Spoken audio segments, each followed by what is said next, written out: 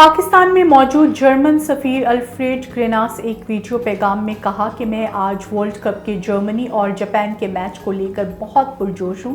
اس کے علاوہ الفریڈ نے اپنے گھر میں موجود فٹ بال کے پرانے ماڈل کو بھی نئے الرحلہ فٹ بال کے ماڈل سے تبدیل کر لیا۔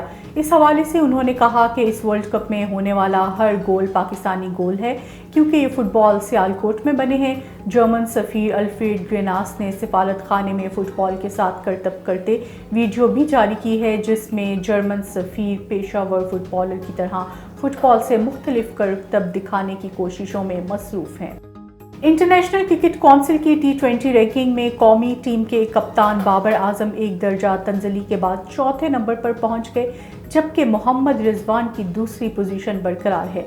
ICC کی جانب سے جاری کردہ تازہ رینکنگ کے مطابق پاکستان کے کپتان بابر اعظم ایک درجہ تنزلی ہوئے ہیں۔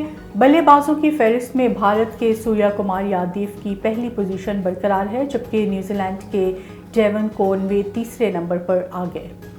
پاکستان کے دورے پر آنے والی انگلینڈ کرکٹ ٹیم میں کھلاڑیوں کے ساتھ جو ایک اور مہمان پاکستان آ رہا ہے وہ ہے ان کا خاص شیف، جو دورے کے دوران کھلاڑیوں کے کھانے پینے کی نگرانی کریں گے۔ رپورٹ کے مطابق پاکستان کے دورے سے واپس جانے کے بعد انگلینڈ کے کچھ کھلاڑیوں نے کھانے کے معیار کے بارے میں شکایت کی تھی، جس کے بعد اس بار ٹیسٹ ٹیم کے سٹاف میں ایک شیف بھی آ رہا ہے۔ اس خاص شیف کا نام عمر مریان ہے، لیکن آخر یہ عمر مریان ہے کون اور ان کا کھیلوں کی دنیا سے کیا تعلق ہے؟ شیف عمر مریان کا تعلق مراکش سے ہے اور وہ گزشتہ 2 دہائیوں سے کھانے پکانے کے شعبے سے وابستہ ہیں۔